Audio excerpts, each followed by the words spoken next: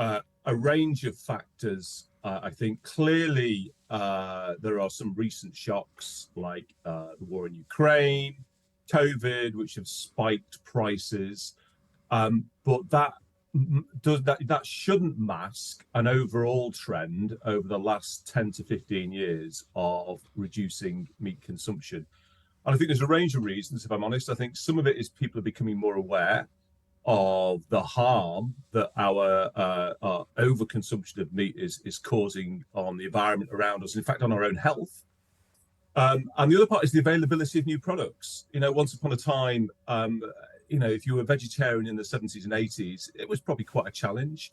I think to be vegetarian now is very much easier. There's a plant-based aisle in the supermarket. Aldi and Lidl are introducing their own vegetarian and vegan ranges as well. So it's, you don't need to shop at Waitrose anymore to be vegetarian, which is one of the myths I always like to bust.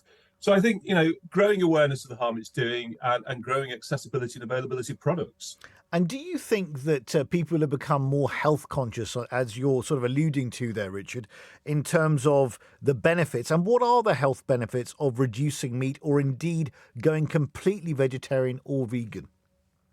Yeah, the health benefits are definitely driving some of this. If I had £1 for everybody who told me they'd watched the film Game Changers on Netflix and had decided to either cut down on their meat or to become vegetarian or even to become vegan, I'd be a very wealthy man. What are the health benefits? They're many and numerous. I mean, just last week, I was talking to various media about a study from Harvard, studying over 200,000 people that showed that red meat and processed meats were correlated with increased risk of type 2 diabetes. But there's a whole range of other health outcomes that come from cutting meat out of your diet. There's long-running studies from the 90s, focused in the UK, with thousands and thousands of people in there. And what you find is that people who are vegetarian or vegan have lower rates of cardiovascular disease, lower rates of type 2 diabetes. As I mentioned, they tend to be slimmer. Their BMI is better. They actually have increased risk of a range of cancers as well. So, it's not just me saying this. There's a lot of well-evidenced studies now that almost feels like every day there's a new study comes out that promotes the benefits of either cutting down your meat or, preferably from where I'm coming from, cutting out your meat altogether. And what are the environmental benefits, Richard, of doing this as well? Because it's been reported, obviously, that it causes a huge reduction, 75% reduction in carbon emissions if you move to a fully vegetarian or vegan diet. What is the environmental benefit of doing this? Yeah, well, of all foods, beef is probably the one that has the highest greenhouse gas emissions per kilogram associated with it. And if you do nothing else but cut out beef from your diet, you're actually personally having quite a substantial impact. And if you think if thousands or millions of people adopt that, then that impact becomes very significant. When you think that just here in the UK, 85% of all land used for agriculture is used to rear animals for meat. That's either grazing or livestock, or a pens for livestock, or it's growing the fodder crops to feed to that livestock. And yet actually that animal agriculture provides less than 1/3 of the calories we eat. And so when you think of the amount of land that's given over, we could actually substantially reduce the amount of land that's used, grow a lot more plant protein crops, beans and pulses, etc., and actually give over that land to rewilding. So not only could you cut down on your greenhouse gas emissions, but you could actually improve our biodiversity. And given that the UK is ranked pretty near the bottom in world indices for biodiversity, that's going to be a good thing. So I always say to people when they talk about the environment, it's very much a two-sided coin. It's not just greenhouse gas emissions. It has massive impacts on our, or rather, meat and animal agriculture has massive impacts on our biodiversity. And if there's one thing any of us can do, because I think some of us feel quite powerless sometimes, don't we? Yes. I don't know. I don't think I can do anything. The one thing I always say to them is, well, you could be a climate warrior in the supermarket aisle tonight. Yes. Just go to the plant-based aisle and, instead of picking up a beef burger, go to the plant-based aisle and pick out a plant-based burger. You'll probably find you love it, and just make some small switches. And over time, you'll realize actually you feel better. A, because you're healthier, but B, you'll feel better in yourself because you're actually making a difference. Does it make a difference though, Richard, if you're buying a plant-based burger which is still ultra processed? Because there's been a lot of focus and talk about ultra processed foods and how bad they are for us. Does it make any difference then if you're still buying an ultra processed plant-based product?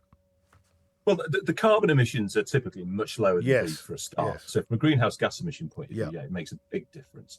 And the ultra processed food, there's a big focus on this at the moment, but it's a very broad brush. And what I mean by that is it covers everything from, if I'm allowed to say a product, a Quorn fillet, which most people will be familiar with the brand Quorn, since it's been around since the 90s. That falls into the category of ultra processed, but it's actually incredibly healthy. There's a huge range of studies that show the protein in Quorn is incredibly good for a range of people.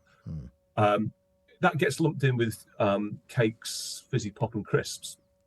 Now that feels instinctively unfair, and I do think there's a body of work that's going on now to separate out this category of ultra processed, because a lot of plant-based foods, I think, fall into this classification, but are unfairly targeted with this brush as if it's a bad thing. What we always say when it comes to ultra processed foods is the best diet is a whole foods diet, I think, without a doubt. Yes. But you can introduce quite a range of good quality plant-based foods that you might typically see in that plant-based aisle in the supermarket. Just be aware of your traffic lights. Just look for, ones that are green for saturated fat, green or amber for salt. And by and large, you won't go wrong. And if you do want to indulge every now and again in something which perhaps isn't that good for you, make sure it's, that indulgence is few and far between. I will always challenge somebody who says that these things aren't particularly good because they're ultra processed, because I think that category needs unpicking, and there are some very, very good plant-based products out there. And the other thing, of course, to say is a sector that's having billions of pounds, billions of dollars of investment poured into it every year.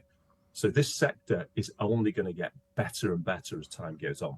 Now tell me, because the figures that I quoted right at the start when we started chatting were from a year ago, and those are the latest government figures that are available. But there have been a lot of anecdotal evidence coming out in recent months that actually people are falling out of love with veganism in particular, and the numbers are going down. What's your sense on this, Richard? Is that the anecdotal evidence sort of backing up your sense, or is that misplaced?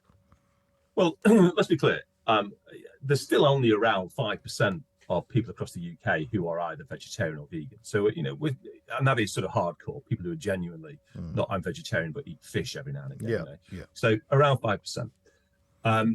But that sort of sense that the vegan wave was over came because some of those plant-based products, sales were dipping, but sales were dipping across the board. Food inflation is rampant, up around 14 or 15%. People are making cutbacks all over the place. People are, as the story that we're talking about now, people are cutting back on meat in the last 12 months, but cutting back on a whole range of products, looking for other brands, looking for cheaper brands. When you look at some of the market research agencies like Mintel, for instance, a very well-respected agency, they're forecasting that the plant-based sector will bounce back very strongly in the next 2 years. And then growth will be off the charts in the years following. And the reason for that is because that growth is being driven largely by those groups of people we might call millennials or Gen Z. I was going to ask you that. Yeah, so younger people. So yes. Yeah, absolutely, it's taken a bit of a knock, but it's only because the entire food system and food sector has taken a knock. Yes. But by and large, I think any company that doesn't have its eye on the trends amongst Gen Z and millennials to plant-based eating is probably not going to be in business very long. Indeed. Now, let me just ask you this. Can you get everything you need in terms of a balanced diet from being purely vegetarian or vegan, or do you have to take supplements? The usual advice is that if you're vegan, supplement with B12.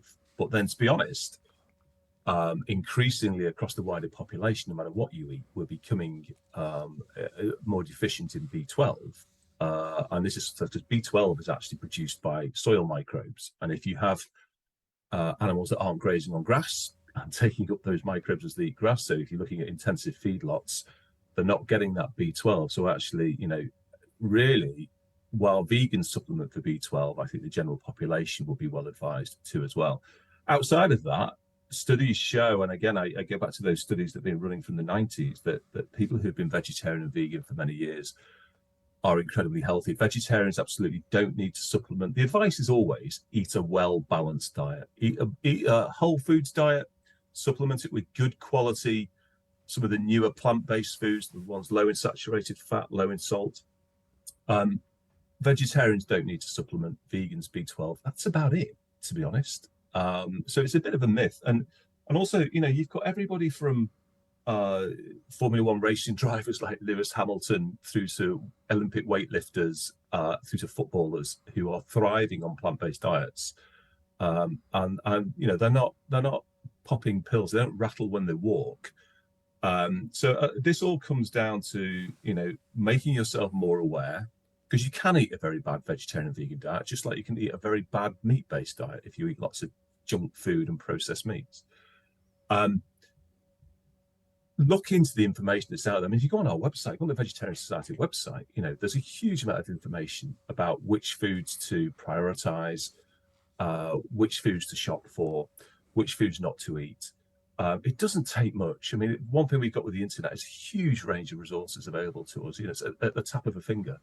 And you can lose weight, you can feel healthier, and you can feel great about yourself because you're making a difference to climate and to our wildlife across the UK.